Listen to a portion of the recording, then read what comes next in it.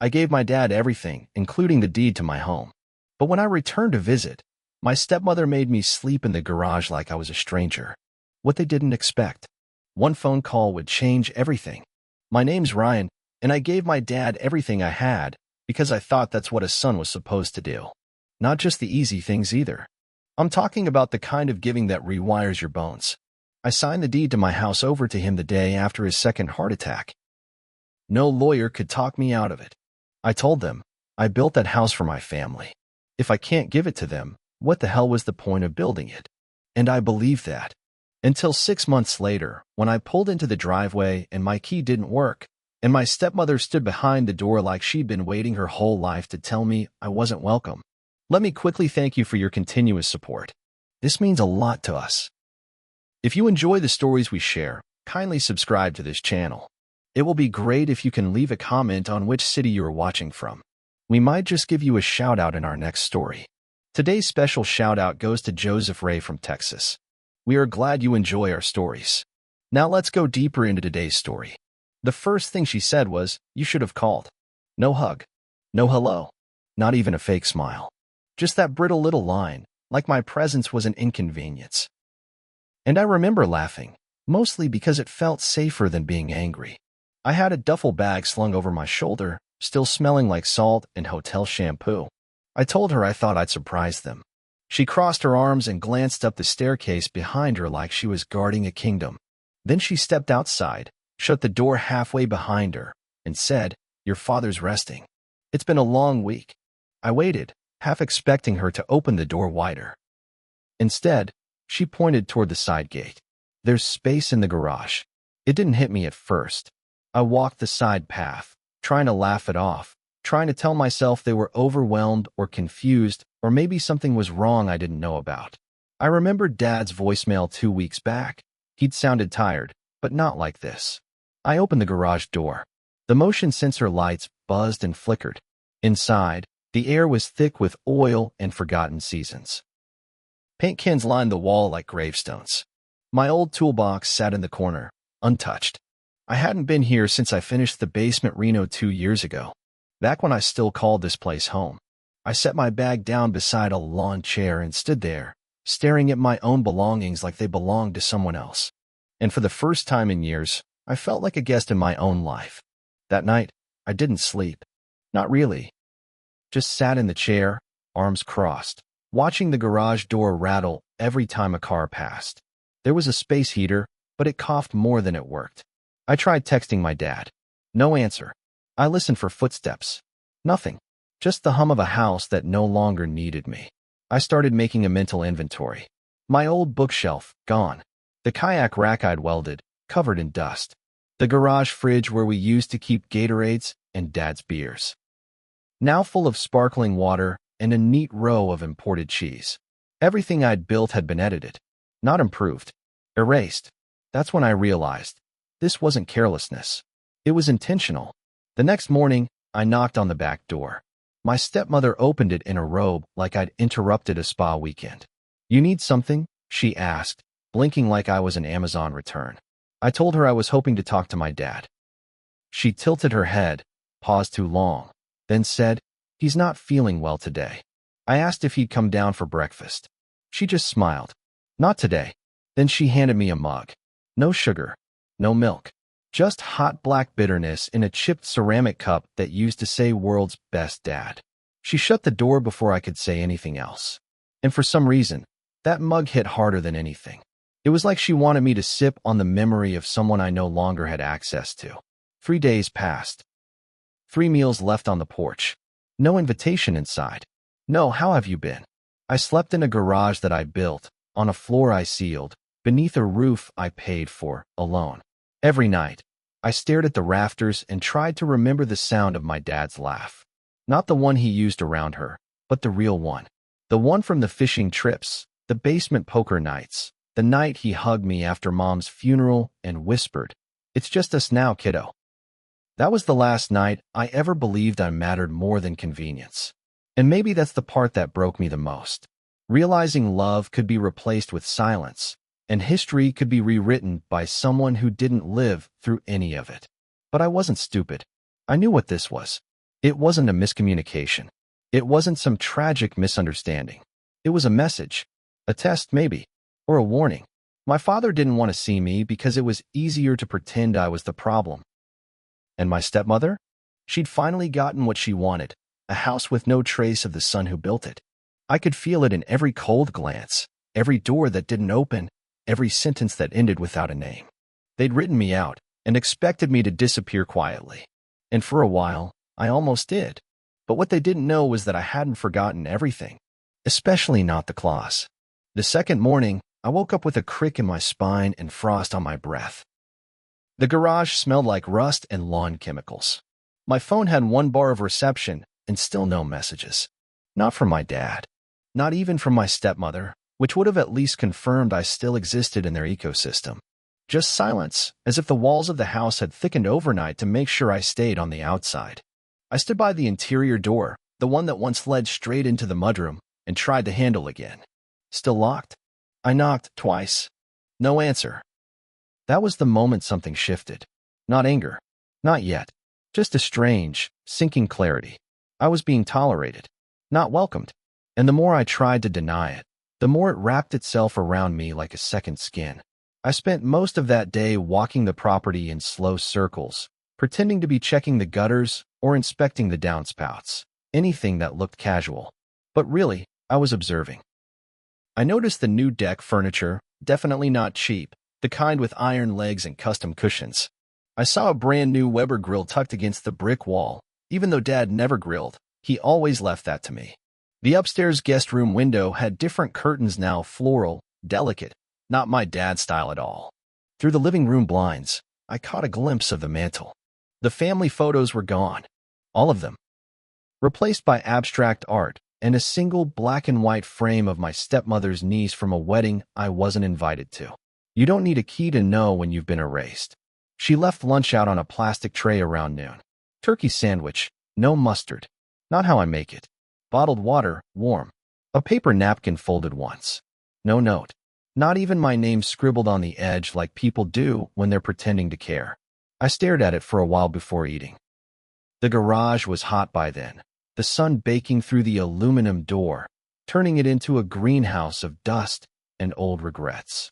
I found a folding table buried under a tarp and set up a makeshift desk. Then I sat down and opened my laptop, not to scroll or escape, but to pull up a document I hadn't looked at in almost a year. The property deed. And buried deep inside it, in the legal boilerplate most people skip over, was the clause. It was paragraph 12, subsection D. My lawyer had slipped it in during the signing, back when Dad first asked to transfer the title. At the time, I didn't think I'd need it. I just wanted to make sure things were neat, reversible if something ever went sideways. The clause was simple. In the event that the original grantor, me, is denied residence or peaceful access without cause, the transfer is rendered null and full ownership reverts automatically within 72 hours of written activation. I remember laughing when I first read it. I told my lawyer it sounded like a backdoor clause in a prenup. He didn't laugh, just looked me dead in the eye and said, "You love your father, but love without leverage is just hope. And hope doesn't hold up in court." Back then, I thought that was cynical. No, it felt prophetic. Because I wasn't just being pushed out, I was being erased with intent. And I didn't need to shout or slam doors to see it. Every small omission was a cut. Every silent meal a message. I don't think they expected me to notice.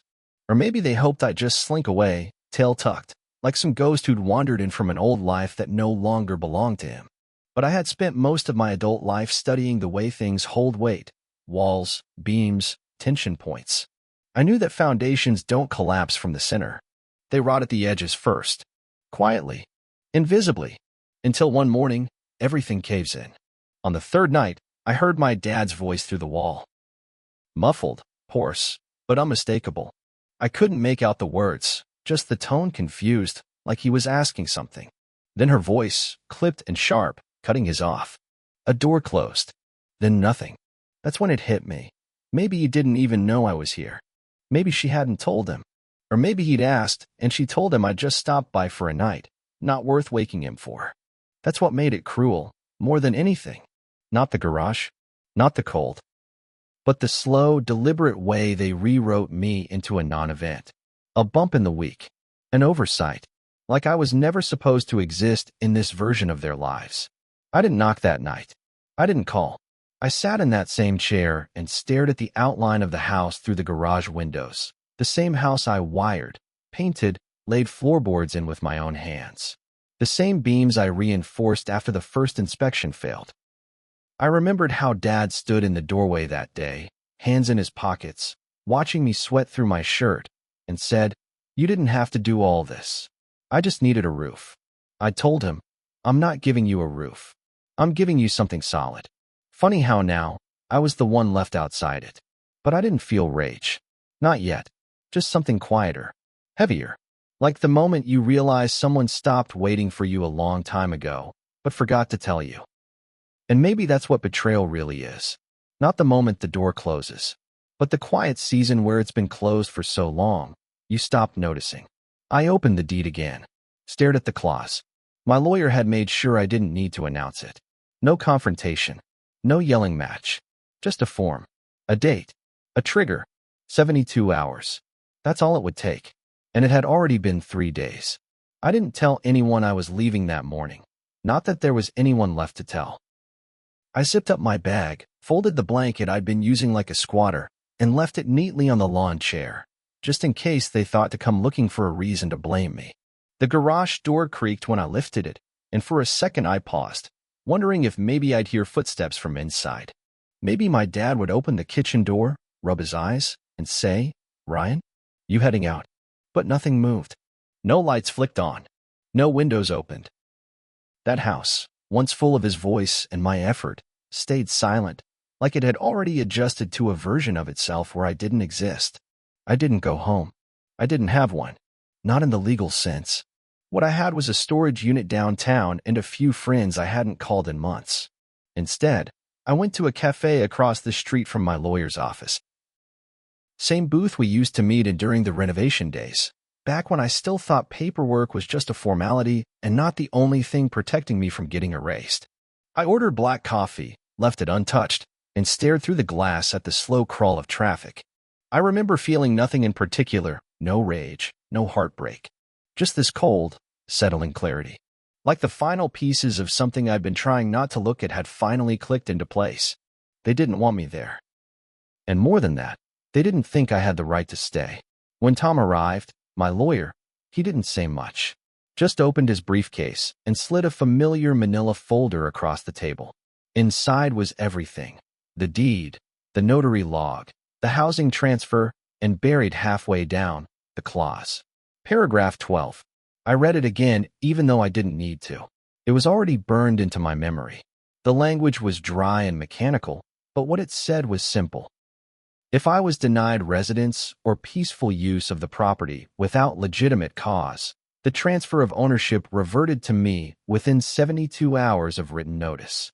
No need for their consent. No need for confrontation. Just one signature. One time-stamped letter. And it would all come back to me. Tom asked if I was sure. He said it gently, but I could hear the unspoken question beneath it. Are you doing this to win? Or because you're done losing? I didn't answer. Just reached for the pen. My hand didn't shake. I signed my name like it was any other document, an invoice, a contract, a blueprint approval. But something in me shifted as the ink dried. It wasn't triumph. It wasn't vengeance. It was something slower, older, like reclaiming a version of myself I hadn't realized I'd surrendered. For the first time in months, maybe years, I wasn't giving. I was taking something back. The written notice would be couriered that afternoon. Legally, the title would revert in 72 hours, clean, silent, binding. They wouldn't get a warning. They wouldn't get a conversation. Just a certified envelope and the weight of something they never believed could turn against them. And that was the beauty of it. I didn't need to shout or storm in. The paper would do the talking. The law would do the lifting. All I had to do was disappear for a few days, long enough for it to take effect, and return when it was already done. Not as a guest. Not as a son, but as the owner. Still, I waited one more night before leaving the city. I stayed in a small roadside motel an hour away. The walls were thin, the heater clicked every few minutes, and the sheets smelled like bleach. but I slept for the first time in days. Real sleep. No garage light buzzing overhead. No echo of footsteps I wasn't allowed to follow. Just the soft hum of knowing something was finally moving in my favor. When I woke up, I turned my phone face down and didn't check it. If they texted, if they noticed, I didn't want to see it. I wanted to give them the gift of silence. Let it stretch. Let it settle. I thought a lot about my dad that day. Not the man in the house now, the one who let his wife lock me outside, but the man I used to know. The one who taught me to drive with one hand on the wheel and one on the radio dial. The one who cried in secret when Mom died but left tissues in my glove box like it was an accident. I tried to reconcile those versions, but they didn't match anymore. Somewhere along the way, something small had broken. A priority, a memory, a promise. And he'd chosen comfort over connection. Her over me. And maybe the worst part was how normal it had become. How easy it was to act like love didn't owe you loyalty. The third day, I came back. Not to stay. Just to walk the block, to see the house one more time before everything flipped. It looked peaceful from the outside. Sprinklers on. Mail in the box. I imagined them inside, making dinner or watching TV, completely unaware that the ground beneath them was about to shift. I should have felt something then, some thrill of revenge, some satisfaction. But all I felt was distance, like I was watching actors in a house I designed for a family that no longer existed. As I turned the corner, I glanced up and saw the light in my old bedroom flick on, the one they turned into a closet. It stayed on for 3 seconds, then off. That was the last time I saw it lit. 3 days had passed. The clause was triggered, and the house, my house, was mine again. The envelope didn't make a sound when it landed on the doorstep. That's the part one kept coming back to, the silence of it. Not a bang, not a confrontation, just paper meeting wood. And yet, when that courier walked up to their front door, holding the certified packet in both hands like it was some kind of funeral arrangement, I felt the air around the house shift. Subtle, electric, as if the walls knew something irreversible had entered their bloodstream. I watched from across the street, inside a parked car with tinted windows, heart steady. I didn't flinch. I didn't smile. I just waited for her to open the door. She wore white, head to toe. Loose linen pants and a matching blouse like she was dressing for a yacht instead of a Tuesday in the suburbs. She answered the door with a look that said, "Whatever this is, it's beneath me." But the moment she opened the envelope, something in her posture changed. Her shoulders pulled back. Her jaw twitched. She read the first line, then again slower. Her mouth moved, silent syllables forming the sentence that made her realize. This house, the one she'd curated and remodeled and locked me out of, was never really hers. The courier didn't linger. He gave a curt nod and left. I watched her watch him go, like she wasn't sure if calling him back would undo what just happened. I didn't get out of the car. I wanted her to sit with it for a moment. Let the words unravel in her mind. Reversion of title. Activation of ownership clause. Vacate within 72 hours or face immediate legal escalation. I knew Tom had worded it clean, surgical. No room for argument. No wiggle. She would try to call someone. Maybe scream. Maybe accuse my father of knowing. But he didn't. That was the best part. I hadn't told him. I hadn't said a word. Not because I wanted to hurt him, but because I finally accepted he wouldn't have stopped her even if he could. He'd let the locks change. He'd let the food be left at the garage door. And now he'd watch her crumble, powerless. When I finally stepped out of the car and walked across the street, the porch was empty. The door was ajar. Inside, I heard her voice, low, sharp, panicked, cutting through the living room like glass dragging across tile. I knocked once. Not out of courtesy. Just to remind them I wasn't sneaking. I was walking in. As the legal owner. My father appeared first. He looked older than I remembered. His sweater hung looser around his shoulders, like something inside him had started to shrink. "Ryan," he said, like I'd come back from the dead. I didn't answer right away. Just stepped inside, let the silence stretch. Then finally, "I'll need you both out by Friday." He blinked like he didn't understand the sentence. Out of what? I looked past him. At the walls. The floor. The ceiling. All of it. "The house," I said. "Mine again. Legally." His mouth opened, then closed. My stepmother appeared behind him, still holding the envelope like it might bite her. She looked at me like I was a trespasser. You can't be serious, she said. I turned to her. You made me sleep in a garage. In winter. In a house I built. I'm not being vindictive. I'm being done. She took a step forward. We made this a home. I nodded. And now you can make a new one. Dad looked between us, his voice quieter now. You could have said something. We could have talked. That stopped me. I held his gaze. I knocked, Dad. 3 times. You never answered. The words weren't angry. Just plain. He had no reply. Just stood there, bare feet on hardwood, like the world had tipped and he didn't know which way was up. I thought maybe he'd fight. Try to appeal. But he just nodded once, more to himself than to me, and walked back to the kitchen. The rest of the day passed without fanfare. No yelling. No scene. Just the soft ticking of inevitability. I didn't stay long. Just long enough to walk the halls once, room by room, and make a mental inventory. My bookshelf was gone. So was the fishing rod he swore he'd keep safe. But the banister still had the scratch from when I slipped installing it, and the attic still smelled like cedar and dust. I stood in my old room, now a walk-in closet, and touched the light switch. It worked. That felt like something. A small tether to what I used to believe. As I left, she followed me to the door. You really think this makes you better than us? She said. Her voice wasn't angry anymore. Just hollow. I turned slowly. Looked her right in the eye. No, I said. It just makes me free.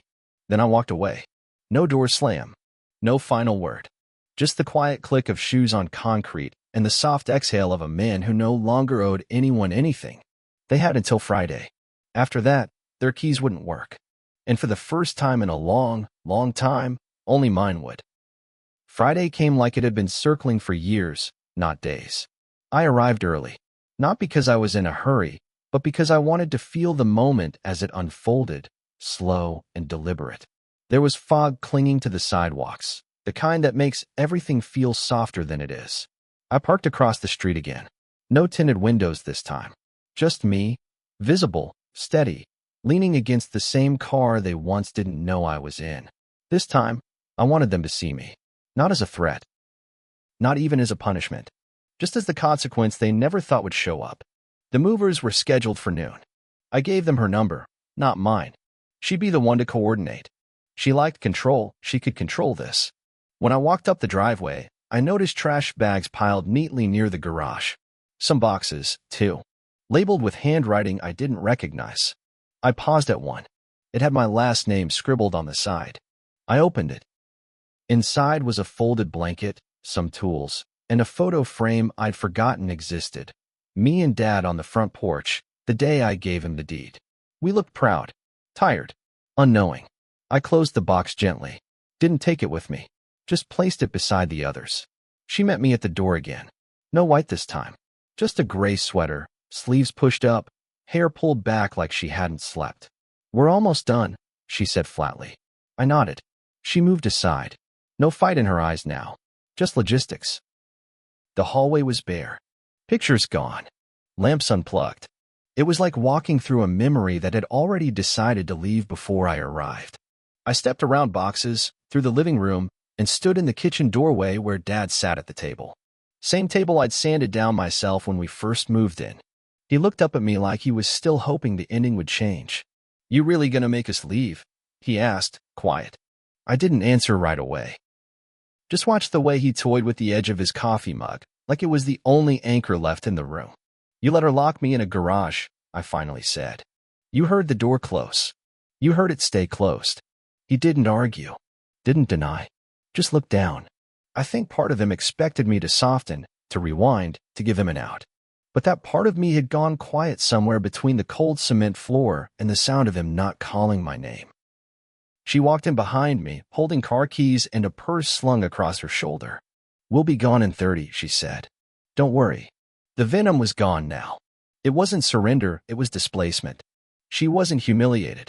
She was repositioning. I realized in that moment she would tell the story differently. That I'd come out of nowhere. That I'd used a legal trick. That they'd been blindsided. And she'd believe it. Because the truth was too inconvenient.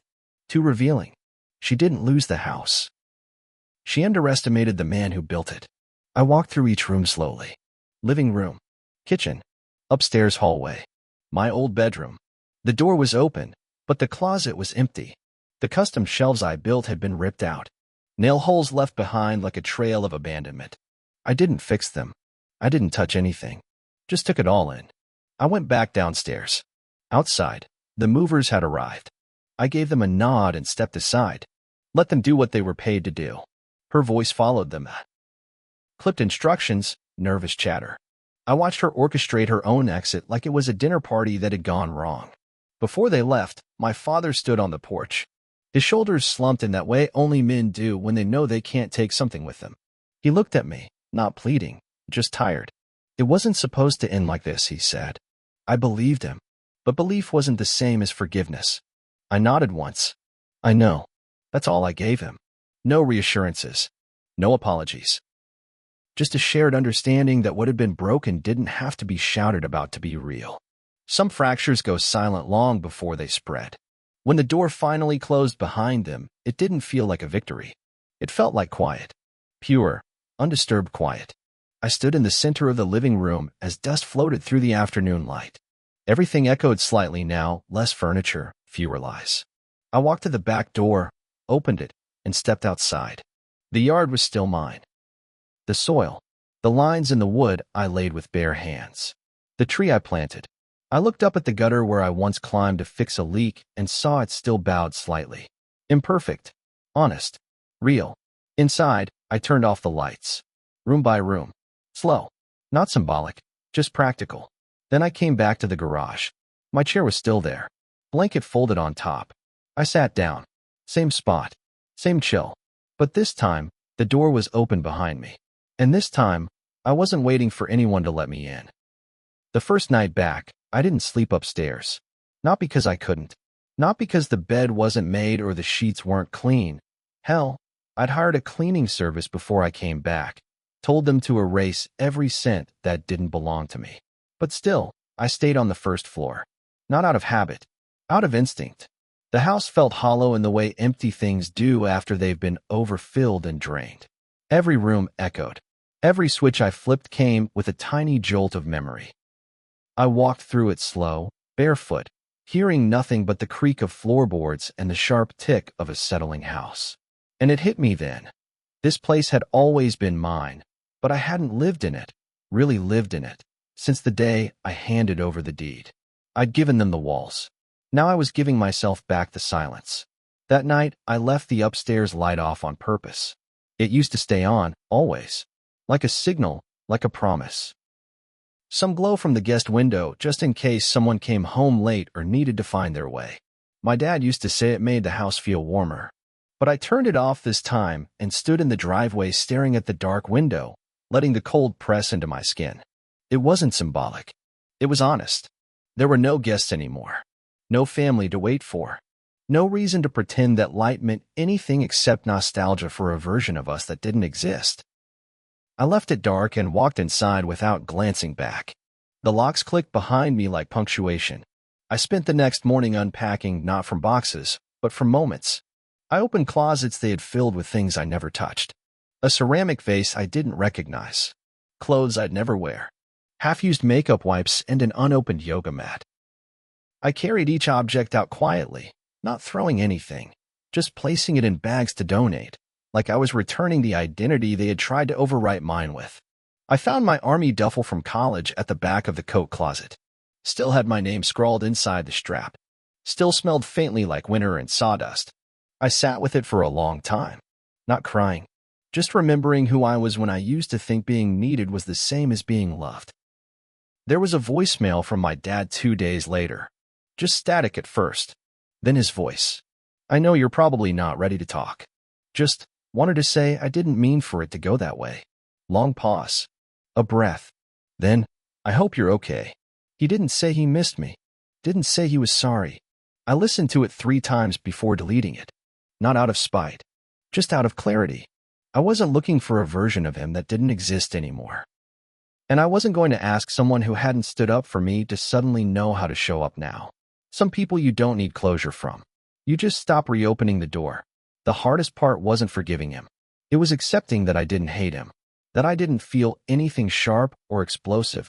just a quiet absence. A dull ache where something used to be, like pressing on a tooth that's already gone. I think that's the real grief, the kind no one sees. Not rage, but stillness.